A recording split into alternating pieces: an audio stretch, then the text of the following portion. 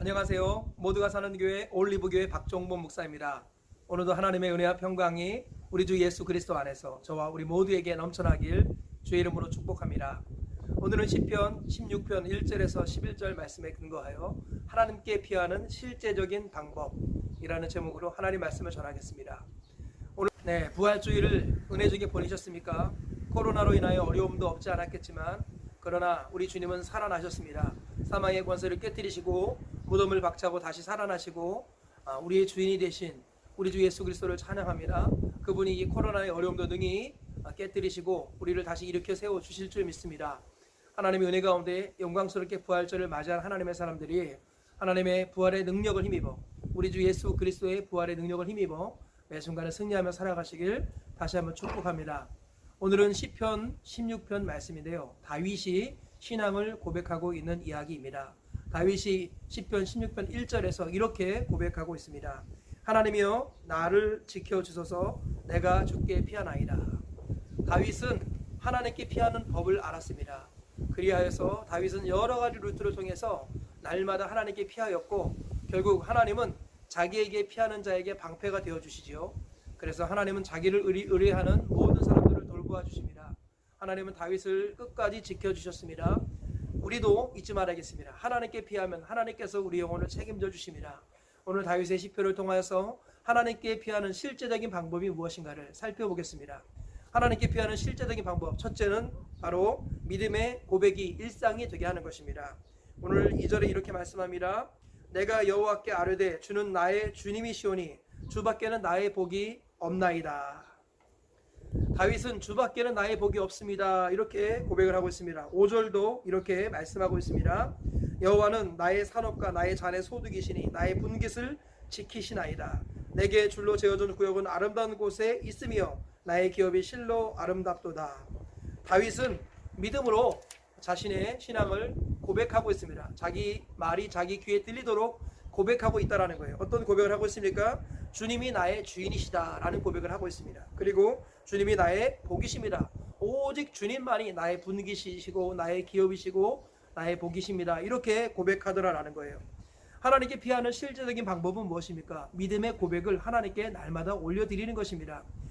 민수기 18장에서 이렇게 말씀하고 있습니다. 여호와께서 또 아론에게 이르시되 너는 이스라엘 자손의 땅에 기업도 없겠고 그들 중에 아무 분깃도 없을 것이나 내가 이스라엘 자손 중에 내 분깃이요 내 기업이니라. 내가 너의 분깃이고 너의 기업이다. 이 땅에서 너의 기업은 없다. 주님이 아론 자손들에게 말씀하셨습니다. 다윗은 이 말씀을 인용하면서 아론 자손과 같이 자신이 하나님께서 세우신 영적인 제사장 이런 개념을 가지고 하나님 앞에 고백하고 있는 거예요. 나의 기업은 하나님이십니다. 나의 분깃은 하나님이십니다. 성경은 베드로전서 2장 9절에서 너희는 택하신 족속이요 왕같은 제사장이요 거룩한 나라요 그의 소유된 백성이라. 주님이 그렇게 말씀하셨어요.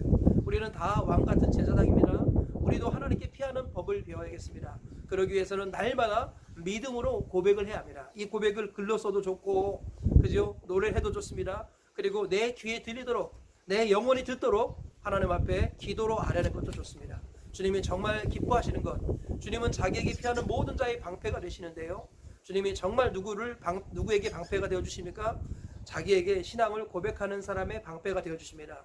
베드로가 부족하고 연약했지만 주는 그리스도시요 살아계신 하나님의 아들이십니다. 생명의 말씀이 주께 있으면 우리가 누게로 가겠나이까? 베드로는 날마다 이런 고백을 했습니다. 비록 실패할 줄 주님이 알고 있었지만 주님은 그의 베드로의 고백을 기뻐하셨습니다. 그리고 결과적으로는 그 베드로의 고백대로 베드로를 변화시키셨습니다. 결과적으로는 다윗의 고백대로 다윗을 끝까지 지켜주셨습니다. 우리 주님은 고백에 눈이 멀었습니다. 우리 주님은 믿음의 고백을 기뻐 받으신다는 것입니다. 하나님께 피하는 첫 번째 방법, 그것은 바로 믿음으로 우리의 신앙을 날마다 고백하는 것입니다. 내 귀에 들리도록 내 영혼이 듣도록 날마다 믿음으로 우리 신앙을 하나님 앞에 고백하시기 바랍니다. 그리하여서 하나님께서 도와주시고 하나님이 방패가 되어주시는 복을 누리시는 우리 모두가 되시길 축복합니다. 두 번째로 여호와께 피하는, 하나님께 피하는 실제적인 방법이 무엇입니까? 그것은 바로 성도들과의 만남을 통한 아름다운 교제인 것입니다. 우리 3절에 이런 말씀이 있습니다. 땅에 있는 성도들은 존귀한 자들이니 나의 모든 즐거움이 그들에게 있도다. 다윗이요 하나님 앞에 고백하면서 나의 모든 즐거움이 어디에 있는가? 그것은 바로 땅에 있는 성도들에게 나의 모든 즐거움이 있다. 이렇게 고백을 합니다. 다윗은 멋진 궁전 또는 호화스러운 집 또는 멋진 여행지들, 음식들 이런 것들의 즐거움이 있다고 표현하지 않고 나의 모든 즐거움은 땅에 있는 성도들이 있다라고 고백을 하고 있습니다. 성도의 교제, 이것이 바로 하나님께 피하는 실제적인 방법이라는 것입니다. 우리 주님께서는 때가 악하기 때문에 세월을 아끼라고 말씀하시고 우리 주님이 가까움을 볼수록 더욱더 모여서 서로를 돌아보며 사랑과 선행을 격려하기를 힘쓰라고 말씀하십니다. 성도의 교제가 끈끈해질 때 하나님께 피하는 것이라고 성경은 말씀합니다. 정말 신약적으로 표현하면 이 성도들을 뭐라고 말합니까? 교회라고 말합니다. 우리 교회, 성도들의 모임을 교회라고 하지요. 다윗의 진짜 즐거움은 교회 안에 있었습니다. 그래서 다른 곳에서의 첫날보다 죄전에서의 하루의 문지기의 삶을 다윗은 더 기뻐했습니다. 땅에 있는 성도들은 존귀한 자리, 나의 모든 즐거움이 그들에게 있도다. 다윗은 성도들의 모임, 교회를 즐거워했습니다. 모이기를 패하는 어떤 자들의 습관과 같이 하지 말고 오직 권하여 그날이 가까움을 볼수록 더욱 그리하자. 우리는 더욱더 모이기를 힘쓰며 서로 모여서 사랑과 선행을 격려해야 합니다. 히브리서 3장 13절의 말씀처럼 매일 피차 권면하여서 죄의 유혹으로 완고해지지 않도록 해야 한다는 것이지요. 하나님께 피하는 실제적인 방법은 바로 성도들의 모임, 교회로 피하는 것입니다. 터툴리안이 말했습니다. 교회 밖에는 구원이 없습니다. 성도들의 모임 밖에는 구원이 없다고 우리가 생각을 해야 합니다. 우리의 진정 즐거움은 성도들과의 모임, 교회라는 것을 기억해야겠습니다. 오늘 교회에 머무는 것이 하나님께 피하는 실제적인 길임을 기억하시면서 날마다 교회를 사모하시는 우리 모두가 되시기를 주의 이름으로 축복합니다. 세 번째로 하나님께 피하는 실제적인 방법이 무엇입니까? 그것은 하나님이 주시는 양심의 소리에 귀를 기울이는 것입니다. 7절과 8절에 이렇게 고백을 합니다. 나를 훈계하신 여호와를 송축할지라 밤마다 내 양심이 나를 교훈하도다. 내가 여호와를 항상 내 앞에 모시며 그가 나의 오른쪽에 계심으로 내가 흔들리지 아니하리로다. 다윗은 항상 하나님이 자기 오른편에 계셔서 흔들리지 않는다고 고백을 했습니다. 그런데 하나님이 오른편에 있다라는 것을 다른 표현으로 뭐라고 하는지 아십니까? 내가 여호와를 내 앞에 모시며 이렇게 표현했습니다. 다윗은 항상 하나님 앞에 서려고 노력했습니다. 그래서 하나님을 자기 앞에 날마다 모셨습니다. 자기가 날마다 하나님 앞에 간 것이지요. 그랬을 때 하나님은 다윗의 오른편에서 다윗을 붙들어 주신다고 말씀하는데요. 다윗은 하나님 앞에 서는 것, 하나님을 앞에 모시는 것과 똑같은 표현으로 밤마다 내 양심이 나를 교훈하나이다 이렇게 표현하고 있습니다. 다윗은 밤마다 하나님께서 자기 양심에서 말씀하시는 양심의 소리를 귀담아 들었습니다. 하나님이 주시는 선한 양심의 소리를 붙들었어요. 그죠? 이 양심의 소리를 붙들고 그 양심의 소리에 순종하는 선한 몸부림을 날마다 섰습니다. 그래서 밤마다 양심이 나를 교훈한다 이렇게 표현하고 있습니다. 신앙생활은요, 하나님의 말씀이 가장 선명한 인도하심인데요, 하나님의 말씀과 더불어 성경에서 중요하게 강조하는 것이 뭐냐면 바로 양심입니다. 하나님 말씀 안에 주시는 선한 양심, 그 양심을 따라 살아가려고 노력할 때 하나님의 성령의 인도를 받습니다.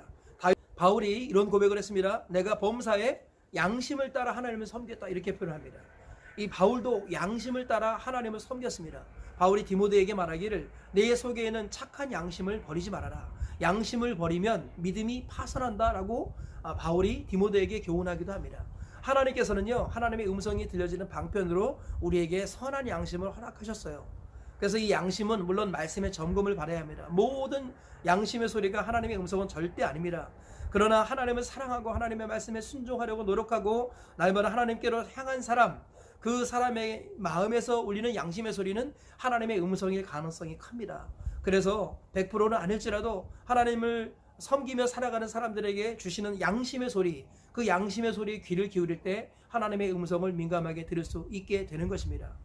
이 다윗은 밤마다 양심의 교훈을 받고 자기 자신을 교정해 나갔습니다. 그랬을 때 그가 하나님 앞에 서는 자가 되었고 하나님은 우편에서 다윗을 보호해 주시고 흔들리지 않게 지켜주셨다고 말씀합니다.